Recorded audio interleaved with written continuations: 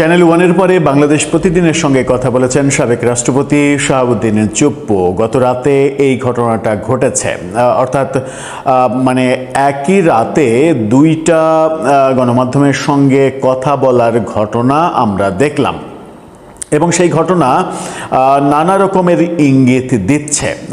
শাহাবুদ্দিন চুপ্পু মানে নতুন করে বাংলাদেশ প্রতিদিনের সঙ্গে যে কথা বলেছেন তাতে মনে হচ্ছে যে খুব শীঘ্রই তিনি দেশ ছাড়ছেন এবং সেটা চিকিৎসার ব্যাপারটা বলে। যদি দেশ খুব শীঘ্রই ছাড়েন তাহলে কি তিনি দেশে ফিরবেন আর, কিংবা তাকে চিকিৎসার জন্য হলেও কি খুব সহজেই দেশের বাইরে যেতে দেয়া হবে? এই কথা যেমন এসেছে তেমনি এসেছে যে শেখ হাসিনার সঙ্গে কথা বলার যে প্রসঙ্গটা এসেছে সেই প্রসঙ্গে একেবারে খোলামেলা কথা বলেছেন, রীতিমতো রাগ দেখিয়েছেন তিনি। শেখ হাসিনার সঙ্গে লন্ডন সফরে গিয়ে কথা বলেছেন, সেই ইস্যুতে তিনি খোলামেলা কথা বললেন। হঠাৎ করেই সাবেক রাষ্ট্রপতির পদত্যাগের পরে তিনি গণমাধ্যমের সঙ্গে এত কথা খোলামেলা বলছেন কেন? এটা কি তার মঙ্গল হচ্ছে, নাকি তিনি নিজেই নিজের বিপদ ডেকে আনছেন? চলুন একটু বুঝে ওঠার চেষ্টা করি এই ভিডিওতে। দর্শক, বলছিলাম চ্যানেল ওয়ানের সঙ্গে এক দফা কথা, এরপরে বাংলাদেশ প্রতিদিনের সঙ্গে কথা। বাংলাদেশ প্রতিদিনের সঙ্গে কথাই বিদেশ যাওয়া প্রসঙ্গ এসেছে। চ্যানেল ওয়ানের সঙ্গে একটা আংশিক ব্যাপার বলছিলাম যে এনসিপি তার বিচার চাইছে, সেই ব্যাপারে বলেছেন যে আরে ধুর এগুলো পাত্তা দিই না, আমি এভাবে এড়িয়ে গেছেন এবং উড়িয়ে দিয়েছেন। আরেকটা গুরুত্বপূর্ণ প্রসঙ্গে কথা বলেছেন তিনি, যে কথাটা বেরিয়ে এসেছে সেই কথাটা খুবই গুরুত্বপূর্ণ, যেটা লন্ডনে গিয়ে শেখ হাসিনার সঙ্গে তিনি টেলিফোনে কথা বলেছেন, যে অভিযোগটা গত কয়েকদিন থেকে শোনা যাচ্ছে সেই ব্যাপারে তিনি কথা বলেছেন। তিনি বলছেন দেশে থেকে কি কথা বলা যায় না? এখন তো কি বলে পৃথিবী হাতের মুঠোয়, পৃথিবীর যেখানেই বসে থাকেন, যে প্রান্তেই বসে থাকেন, পুরো পৃথিবী আপনার হাতের মুঠোয়। তো আমি যদি শেখ হাসিনার সঙ্গে কথা বলতে চাই, সেটা কি ঢাকায় বসে থেকে আমি বলতে পারি না? শেখ হাসিনার সঙ্গে কথা বলতে আমাকে কেন লন্ডনে যেতে হবে? এই ব্যাপারটা তিনি স্পষ্ট করে বলেছেন। মানে কেন তাকে লন্ডনে যেতে হবে শেখ হাসিনার সঙ্গে কথা বলার জন্য? এই প্রসঙ্গ যখন আসলো তখন ব্যাপারটা ইন্টারেস্টিং, তাই তো? তিনি চাইলে অনেক তো সেফটি ওয়ে রয়েছে, যে ওয়েতে তিনি বাংলাদেশে বসেই শেখ হাসিনার সঙ্গে কথা বলতে পারেন, কিন্তু তাকে লন্ডনে গিয়ে কথা বলার প্রসঙ্গ যেটা আসছে বাংলাদেশের গণমাধ্যমে নানাভাবে, বিশেষ করে ডেইলি স্টারের প্রতিবেদনে উঠে এসেছে যে গোয়েন্দা সংস্থা সেটা জানতে পেরে তারপরই তাকে পদত্যাগ করতে বলা হয়েছে এবং তিনি পদত্যাগ করলেন। সেই ব্যাপারটা তিনি এক ধরনের বেশ রাগত স্বরে উড়িয়ে দিয়েছেন যে এগুলো ফালতু কথা, এগুলো কথার কোনো গুরুত্ব নেই, এবং এই ব্যাপারটা তাকে আগেও জানানো হয়নি। এটার সঙ্গে পদত্যাগের সম্পর্ক, সেই যে সংযোগ, সেই সংযোগটাও নেই বলে তিনি জানিয়েছেন। বলেছেন যে পদত্যাগের এই ব্যাপারটা, লন্ডনের এই ব্যাপারটা তো আমি জানলাম মাত্র দুদিন আগে, তো আমি তো মনে মনে পদত্যাগ করব এই সিদ্ধান্ত সেই শোনার আরও এক সপ্তাহ আগে থেকে ভাবছি যে আমি পদত্যাগ করে চলে যাব। এভাবেই তিনি এড়িয়ে গেছেন। আরেকটা গুরুত্বপূর্ণ ব্যাপার তিনি বলছেন, দুইটা ব্যাপার উঠে এসেছে। সেটা হচ্ছে যে বাংলাদেশ প্রতিদিনের সাংবাদিক তাকে প্রশ্ন করেছিলেন যে এই অবসরে আপনি কি করবেন? তিনি বলেছেন যে তার সাম্প্রতিক সময়ে রাষ্ট্রপতি হিসেবে দায়িত্ব পালন করা, এটা যে একটা সাফল্যের সঙ্গে তিনি দায়িত্ব পালন করেছেন। 3টি সরকারের শপথ ঘটনাক্রমে পরিচালনা করেছেন, তার অধীনে 3টি সরকার গঠিত হয়েছে এবং তিনি মনে করেন যে তিনি সফলতার সঙ্গে এই সময়টা পার করেছেন। সেই সফলতা নিয়েই তিনি লেখালেখির মধ্য দিয়েই সময় কাটাবেন।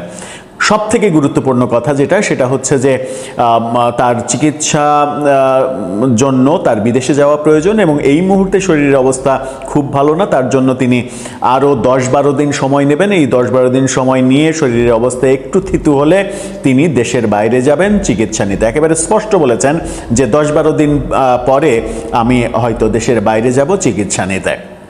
এই প্রসঙ্গ বাংলাদেশ প্রতিদিনকে তিনি জানালেন। যখন এই প্রসঙ্গ তিনি জানালেন তখন কিন্তু প্রশ্ন আসে যে তিনি দেশের বাইরে চিকিৎসা নিতে যেতে চাইলেই কি সরকার তাকে যাওয়ার অনুমতি দেবে, নাকি নানা ধরনের মানে সমীকরণে, রাজনৈতিক সমীকরণের মধ্যে তাকে পড়ে যেতে হবে।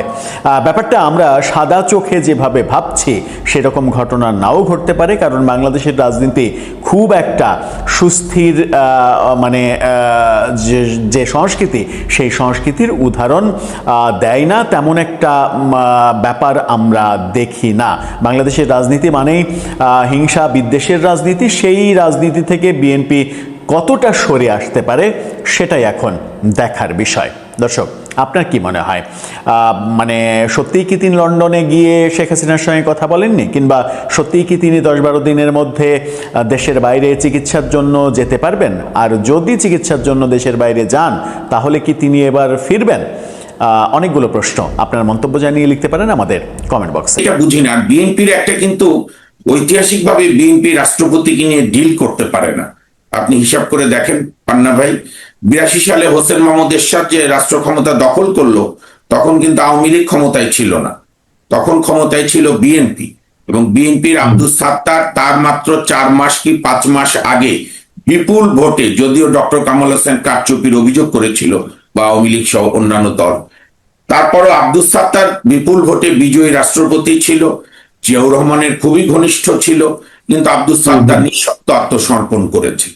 তারপরে 2002 সালে বিএনপিরই প্রতিষ্ঠাতা মহাসচিব রাষ্ট্রপতি জিয়াউর রহমানের আরো এক ঘনিষ্ঠ, যাকে জিয়া রাজনীতিতে পিক করেছিলেন, সেই বদরুদ্দোজা চৌধুরী রাষ্ট্রপতি হওয়ার 3 মাসও বোধহয় যায়নি, তারপরে তুল কালাম কাণ্ড, তারপরে বদরুদ্দোজাকে ওই মহাখালী রেল লাইন, মগবাজার না মহাখালী কোনটা মনে নাই, রেল লাইন দিয়ে দৌড়ানো দেওয়া। তো সব মিলে বিএনপির প্রেসিডেন্টকে ডিল করতে বোধহয় বিএনপির নানা ধরনের সমস্যা। এবং 2007-এও 2000 পরে তারা ইয়াজউদ্দিনকে রাষ্ট্রপতি নিয়োগ দিল, কিন্তু এই যে অনেকে একে ওকে দোষ দেয় না, বিএনপিরা দোষ দেয়, এ দায়ী ও দায়ী, আমার মতে ইয়াজউদ্দিনই দায়ী 111-কে আনার জন্য। কারণ তো সুতরাং এটার একটা রাজনৈতিক ব্যবচ্ছেদ হওয়া দরকার। গতকালকের ঘটনা যে কি এমন বিষয়, কি এমন ঘটনা যে রাষ্ট্রপতিকে শুক্রবারই পদত্যাগ করতে হবে এবং স্পিকারকে উড়িয়ে নিয়ে এসে সেই পদত্যাগপত্র রিসিভ করাতে হবে। কারণ আমাদের সংবিধানের যে স্কিম, সেখানে রাষ্ট্রপতির কর্মকাণ্ড তো সংসদীয় গণতন্ত্রে খুবই খুবই সীমিত। একটা সম্মানের বলছেন যে শেখ হাসিনাকে ফিরে আসার পথ তৈরি করে দিতে, কিংবা নতুন করে একটা সাংবিধানিক সংকট কিংবা রাজনৈতিক জটিলতা সৃষ্টির জন্য তিনি জরুরি অবস্থা ঘোষণা করতে পারতেন, তিনি সংসদ ভেঙে দিতে পারতেন। এই ধরনের কোনো কিছু হওয়ার কি ন্যূনতম সুযোগ ছিল, বা এই রাষ্ট্রপতি করতে পারতেন?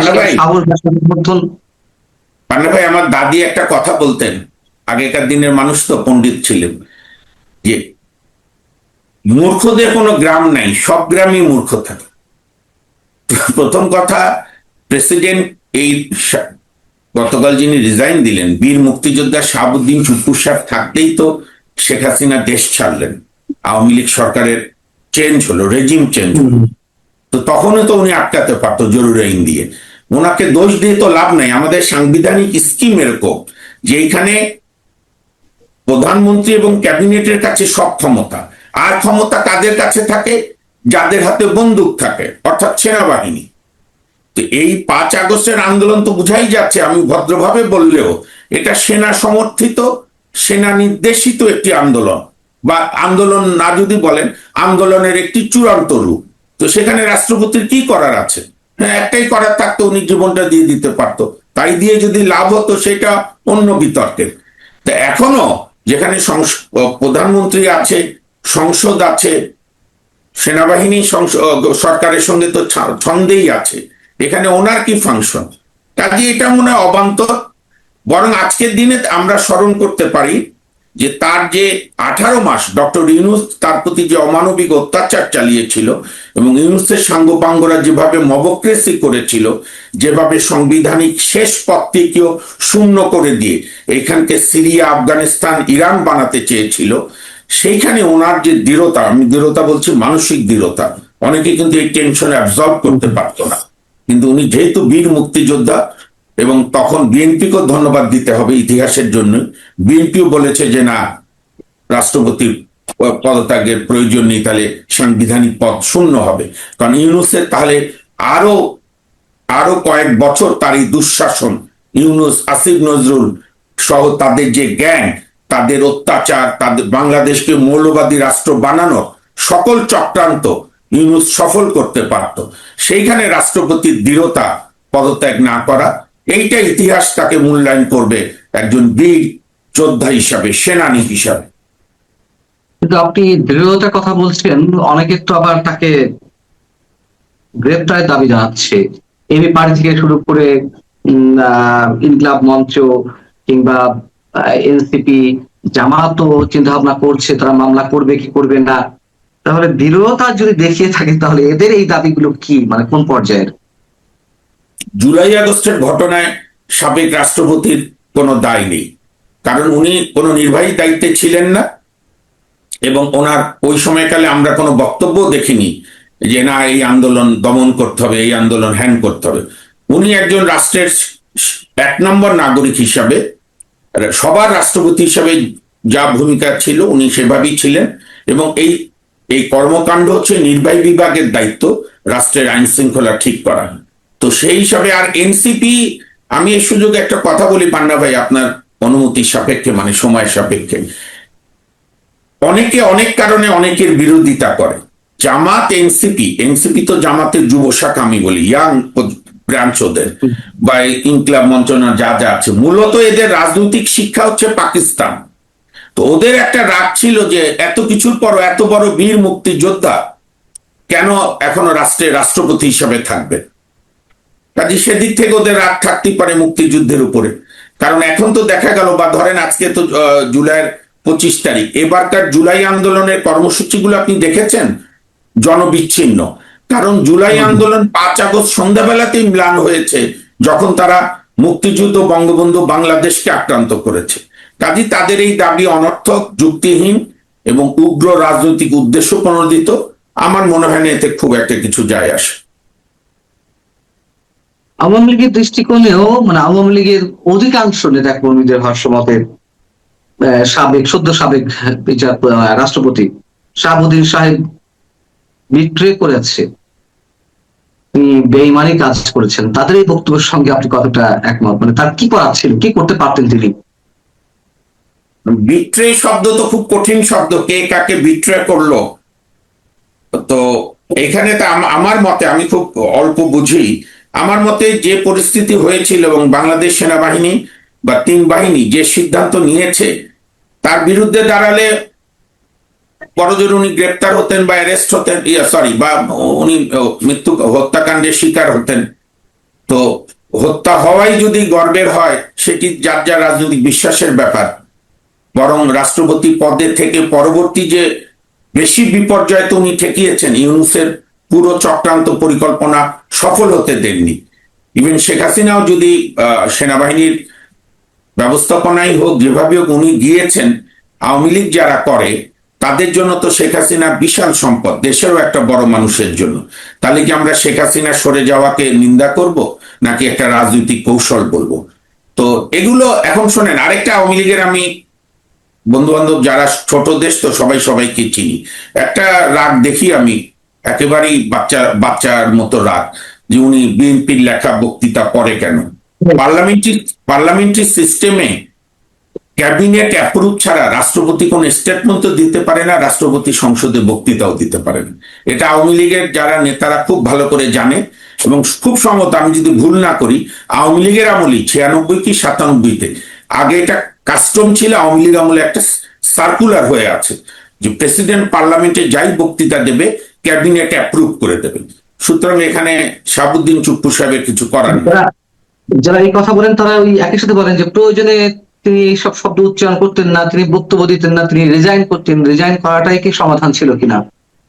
তাহলে তো আমার একটা বিনয়ের সঙ্গে, শ্রদ্ধার সঙ্গে এবং সর্বোচ্চ সম্মানের সঙ্গে প্রশ্ন, আওয়ামী লীগের এই ঢাকা শহরে তো এখনো অনেক লোক আছে, তো ও পরের দিন যেদিন বঙ্গবন্ধুর বাড়ি ভাঙলো, ধরেন 5 আগস্ট বাদ দেন, 5 ফেব্রুয়ারি, 25শে 5 5 ফেব্রুয়ারি, ফেব্রুয়ারি সেদিন 5 লাখ লোক 32 নম্বরে গেল না কেন? তাহলে সেটাই, প্রশ্ন, তখন পরিবেশ নাই, তো সেই পরিবেশ তাহলে শাহাবুদ্দিন চুপ্পু সাহেবের সময় ছিল না। আপনাকে বাস্তবতার আলোকে করতে হবে। আপনি নিজে আগুনে ঝাঁপ দেবেন না, আরেক লোককে ঝাঁপ দেওয়ানোর জন্য বলবেন। আপনি 5ই ফেব্রুয়ারি তো ওরা ডিক্লেয়ার দিয়ে এই রাষ্ট্রীয় প্রণোদনায় অত্যন্ত ন্যাক্কারজনক, ধিক্কার দেই আমি, নিন্দা করি, এবং ইতিহাসের একদিন বিচার হবে। বঙ্গবন্ধু জাদুঘর ভাঙলো, বাঙালির মুক্তির ঘর। তো সেদিন ঢাকা শহরে তো 5 লাখ লোক তো মিনিমাম আছে, আওয়ামী লীগ সমর্থক, আওয়ামী লীগ নেতা কর্মী, আরো হয়তো থাকতে পারে। বা আপনি 1 লাখ লোকেরও তো মিছিল আমরা ওখানে দেখলাম না। তাহলে তাহলে উত্তর কি? সবাই বিট্রে করলো? 20,000 মানুষ হলেই তো তারা এই জঙ্গি হ্যাঁ, তাদের- আমি ধন্যবাদ, আমি ওইটাই বলছি। 20,000 লোক যদি মিছিল নিয়ে যেত তাহলেও তো একটা ইতিহাস হতো। এখন আমি কি বলবো যে এরা বিট্রে করেছে? নিশ্চয়ই না। তখনকার পরিস্থিতি, রাষ্ট্রীয় অত্যাচার, যে কারণে ভেবেছে আরো পরে আরো পরে। তো আপনি নিজে রিস্ক নিচ্ছেন না, আরেকজন লোককে রিস্ক নেওয়ার জন্য উৎসাহ দিচ্ছেন। এইটা হচ্ছে একটা বলে না, মানে রাগ, অসহায়ের রাগ আর কি, অসহায়ের আত্মচিৎকার। আম, এরপরে আর কেউ টার্গেটে আছে নাকি? আপনি কি মনে করেন রাজনৈতিক একটা সমীকরণ বা আপনার রাজনৈতিক অভিজ্ঞতা থেকে, যেহেতু ফ্যাসিবাদের দোসর হিসেবে শাহাবুদ্দিন চুপ্পু সাহেব চিহ্নিত ছিলেন, সেরকম ফ্যাসিবাদের দোসর উচ্চ পদে নানান জনে তো আছেন, আর কেউ রিস্কের মধ্যে আছেন? আপনার কি এমনটা মনে হয়? আমার আমার জানা মতে তো শেখ হাসিনার নিয়োগ করা রাষ্ট্রীয় বড় পোস্টে, সাংবিধানিক এবং সর্বোচ্চ পোস্টে আর কেউই নাই সেনাবাহিনী প্রধান ছাড়া। আর তো কেউ নেই। সেই সেনাবাহিনী প্রধানকে নিয়ে অনেক ধরনের কথাবার্তা, মানে মানুষ গুঞ্জন ছড়াচ্ছে আর কি, এর কোনো ভিত্তি কি আছে? আমি তা বলতে পারবো না, কারণ সেনাবাহিনী প্রধানের তো অগাস্ট আন্দোলনে অসাধারণ অবদান। 3 তারিখ ওনারা মিটিং করে বলেছে আমরা জনগণের বিরুদ্ধে অবস্থান নেব না। 5 তারিখে সব রাজনৈতিক দলকে উনি ডেকেছেন, এবং তখনকার সময় পর্যন্ত নিষিদ্ধ রাজনৈতিক দল জামাত ইসলামকেও ডেকেছেন। কাজে আপনি যদি জুলাই আগস্টের কনসেপ্টে ভূমিকা বিবেচনা করেন, তাহলে তো বর্তমান সেনাপ্রধান বলিষ্ঠ ভূমিকা ছিল রেজিম চেঞ্জে। আমি যদি একটু খোলামেলা ভাবে আলোচনা করি আপনার সাথে বা প্রশ্ন করি, সেটি হচ্ছে যে অবশ্যই সেনা প্রধানের গণমানুষের প্রতি তার একটা সমর্থন ছিল, বা মানুষের পাস বুঝে তিনি সিদ্ধান্ত নিয়েছেন, সেই জায়গা থেকে বিট্রেয়ার তাকে বলা যায় না। কিন্তু যারা এইসব দাবি দাওয়া এখন করছে, যারা এখন রাজত্ব করছে, তাদের বক্তব্য অনুযায়ী তো শেখ হাসিনা হাত দিয়ে যারাই যাদেরই নিয়োগ হয়েছে, অথবা একসময় আওয়ামী লীগ করতো 40 বছর আগে, 30 বছর আগে, তারা সবাই ফ্যাসিবাদ, তারা সবাই ফ্যাসিস্টের দোসর। সেই হিসেবে সেনাপ্রধানকেও অনেকে এইভাবে ট্রিট করেন। এবং খোলামেলা ভাবে যদি জানতে চাচ্ছিলাম যে পাকিস্তানের আইএসআই এর মাধ্যমে তো নানান ধরনের চক্রান্ত চলছে আমরা শুনতে পাই, এবং সেই আইএসআই এর হিসাব নিকাশের জায়গায় আমাদের সেনাবাহিনীর নানান বিষয় তাদের নজরে রয়েছে। সেই সব জায়গা থেকে, এবং এ কথাও আমরা শুনি যে কোনো কোনো যুদ্ধাপরাধীর সন্তানকে সেনা প্রধান বানানোর খায়েশ রয়েছে। এইসব জায়গা থেকে কোনো ধরনের, জি জি দেখেন, এগুলো যদি বিএনপি করে তাহলে জনগণের কি ক্ষতি হবে জানি না, বিএনপি রাজনৈতিকভাবে খুব ক্ষতির সম্মুখীন হবে। কারণটা কি জানেন? এখানে যেরকম আপনি ধর্মকে বাদ দিয়ে রাজনীতি করে আপনি রাষ্ট্র থাকতে পারবেন না ক্ষমতায়, আবার আমি খুব দৃঢ়তার সঙ্গে বলছি মুক্তিযুদ্ধকে বাদ দিয়ে বাংলাদেশকে পাকিস্তানের আরেকটি ছোট পাকিস্তান বানানোর কোনো কর্মকাণ্ড বাংলাদেশের মানুষ মানবে না। এবং আজকে আপনি দেখেন, এখানে বেয়াদবরা বঙ্গবন্ধুকে নিয়ে এত অপমান করলো, বলে আল্লাহর মার দুনিয়ার বাইর। আর আজকে দেখেন বেলুচিস্তানে বঙ্গবন্ধুকে নিয়ে স্লোগান হচ্ছে যে শেখ মুজিবের পথ ধরো, বেলুচ স্বাধীন করো। কাজে আইএসআই সমর্থিত, আমি আজকে একজন নাগরিক হিসাবে, মুক্তিযোদ্ধার সন্তান হিসাবে, মুক্তিযুদ্ধ বিশ্বাসী নাগরিক হিসাবে আমি বিএনপি সরকারের প্রতি উদাত্ত আহ্বান জানাবো। আপনার দলে বহু মুক্তিযোদ্ধা আছে, পার্লামেন্টে আছে, এমপি আছে, পার্লামেন্টের বাইরে আছে, আপনার দলের বুদ্ধিজীবী আছে। এরকম একজনকে রাষ্ট্রপতি নিয়োগ দিয়ে আপনি বরং আপনার রাজনৈতিক শক্তিকে সংহত করতে পারবেন।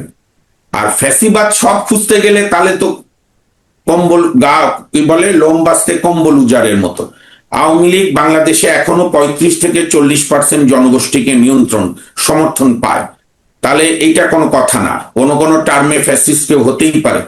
কারণ ফ্যাসিবাদের সংজ্ঞা যদি ধরেন তাহলে খুব মুশকিল, পান্না ভাই যে কেউ ফ্যাসিবাদের মধ্যে পড়বে।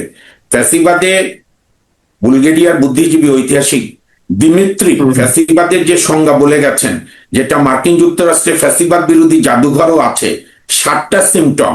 তার প্রথম সিমটম হচ্ছে ভিন্ন মতকে দমন করা, দ্বিতীয় সিমটম দেশের বিচার বিভাগকে নিজের কন্ট্রোলে রাখা, তৃতীয় মিডিয়াকে গৈবেলসীয় কায়দায় মিডিয়া এক পক্ষের কথা বলবে, চতুর্থত একটা শত্রু সৃষ্টি করতে হবে, কৃত্রিম শত্রু, পঞ্চমত একটা জনগোষ্ঠীকে হত্যার কাজ করতে হবে, যেরকম ইহুদি মারত জার্মানিরা, পাকিস্তানিরা বাঙালি মারত। তা আমরা কি এখন সেই জায়গায় যাব? 6 নাম্বার হচ্ছে এক নেতাই সব, ওই নেতা কোনো ভুল করতে পারে না, প্রশ্ন করতে পারে না। তাহলে এই বৈশিষ্ট্যগুলো যদি এখন আমরাও ধারণ করি এতদিন পরে এসে আবার, তাহলে তো ফ্যাসিস্ট সবাই। বরং ওইটা না করে এখন শেখ হাসিনার আমলে যে রাক্ষসের মতো উন্নয়ন হয়েছে, অসাধারণ উন্নয়ন হয়েছে, রেকর্ড সমান, তাহলে ওই সবই ভাঙেন আপনি যদি ফ্যাসিবাদের চিহ্ন রাখতে না চান। এটি তো কথা না। কথা হচ্ছে মানুষ, একটা সাধারণ মানুষ আন্দোলনে গিয়েছিল কেন জুলাই আগস্টে, যে শেখ হাসিনার ভোট ব্যবস্থাকে উনি ক্ষতিগ্রস্ত করেছেন, কেউ বলে ধ্বংসের দিকে নিয়ে গেছে। তাহলে চেয়েছিল একটা অবাধ নিরপেক্ষ ভোট, সেই ভোটে মানুষ যাকে চয়েস করে, যেরকম আমরা এরশাদের সময় 90-তে চেয়েছি। কিন্তু এই ভোটকে আমি এইভাবে বলতে চাই, বর্তমান ভোট, এই 12 ফেব্রুয়ারির ভোট হচ্ছে পক্ষপাত দুষ্ট, প্রশ্নবিদ্ধ এবং অন্তর্ভুক্তিমূলক নয়। কারণ দেশের 40% জনগোষ্ঠী, তার কোনো চয়েস ছিল না সে কাকে ভোট দেবে। এই যে আপনাদেরই কলিগ নিউ এজের সম্পাদকের মতো মুখে রুমাল দিয়ে কেউ কেউ বিএনপিকে ভোট দিতে গেছে। তো সুতরাং এই ভোটও তো ইতিহাসের কাষ্ঠ পরীক্ষায় উত্তীর্ণ হওয়া খুব কঠিন হবে। এটি একটি অন্তর্ভুক্তিবিহীন একটা প্রশ্নযুক্ত ভোট। বরং বিএনপি সরকারের উচিত হবে সাংবিধানিক প্রতিষ্ঠানগুলোকে গড়ে তুলুক, অনেক জায়গায় কাজ করার সুযোগ আছে সেগুলো করুক, জনগণের যে সেবা দেওয়ার অঙ্গীকার করেছে সেটা করুক, তারপরে নেক্সট ভোটে দেখা যাবে জনগণ কাকে চায়। নসিমুল গনি মন্ত্রিপরিষদ সচিব, তার নাম রাষ্ট্রপতির পদের জন্য বেশ ছড়িয়ে দেওয়া হচ্ছে, বেশ আয়োজন করে মোটামুটি একটা ব্লক তোলা হচ্ছে, একটা হাইপ তোলা হচ্ছে। বাংলাদেশে তো অস্বাভাবিক কিছু নয়, কিন্তু হয়ে যেতেও পারে, বলা যায় না। মানে ইয়াজউদ্দিন সাহেব রাষ্ট্রপতি হবেন এটা তো আমরা কেউ ঘুণাক্ষরেও কল্পনা করি, তাই না? ডক্টর ইউনূস এদেশের প্রধান উপদেষ্টা হবেন আমরা কখনো কল্পনাও করিনি। অতএব নসিমুল গনির ক্ষেত্রে বাংলাদেশের পার্সপেক্টিভে অস্বাভাবিক কিছু নয়। কিন্তু কেন নসিমুল গনির নাম এভাবে আসছে? মানে তিনি কি এমন ব্যক্তি, বিহাইন্ড দ্য স্ক্রিনে তার শক্তিটা কোথায় বা কানেকশন গুলো কোথায়? আপনি কি এই বিষয়টা একটু বলবেন, বা আপনার কিছু ধারণা আছে কিনা? নসিমুল গনি সাহেব সম্পর্কে এমন কোন মানে একেবারে মানে উজ্জ্বল আমলাও না। তার সম্পর্কে তো অভিযোগ যে বাংলাদেশে যে হিজবুত তাহরির তার অন্যতম প্রতিষ্ঠাতাদের একজন, সে যে এটাকে অস্বীকার করে। আমি যা খবর আছে বাজারে সেটাই বলছি, কারণ এই আমলার সঙ্গে আমার ব্যক্তিগত কোনো পরিচয় বা এমন কোনো ব্যক্তি না যে তাকে আমার চিনতেও হবে। তো প্লাস 2013 সালে আওয়ামী লীগ তাকে রিটায়ারমেন্টে পাঠিয়ে দিয়েছিল। ইউনূস সাহেব তাকে রিটায়ারমেন্ট থেকে নিয়ে এসে, ইউনূস যখন তাকে ছুঁয়েছে, বিএনপির উচিত হবে তার প্রতি আর বিশ্বাস না করা। কারণ এখন দেখা যাচ্ছে ডক্টর মোহাম্মদ ইউনূস যাদেরকে কি ছুঁয়ে দিয়েছেন, তাহলেই সেখানে স্বার্থ আছে। আর বিএনপি তো লোকের অভাব নাই। আমি তো বললাম, আমার মতে নসিমুল গনি বা এই ধরনের পাকিস্তানি আইএসআই লোক হিসাবে বদনাম থাকুক বা সত্য থাকুক মিথ্যা থাকুক, এরকম প্রশ্নবিদ্ধ লোককে বিএনপি রাষ্ট্রপতি নিয়োগ দেওয়া বিএনপির রাজনীতির জন্য ক্ষতিকর হবে। বিএনপির উচিত হবে, অনেক ক্লিন ইমেজের ব্যক্তি আছে, মুক্তিযোদ্ধা আছেন যারা বিএনপি করে, সব লোক তো খারাপ না। আমি ওই ফ্যাসিস্টের মতো বলবো না বিএনপি সব খারাপ বা বিএনপি সব ভালো আর আওয়ামী লীগের সব খারাপ বা আওয়ামী লীগের সব ভালো। সব দলই ভালো খারাপ লোক থাকে, তার মধ্য থেকেই চেষ্টা করতে হয় যতটা যোগ্য, সৎ এবং প্রশ্নহীন, প্রশ্ন নাই।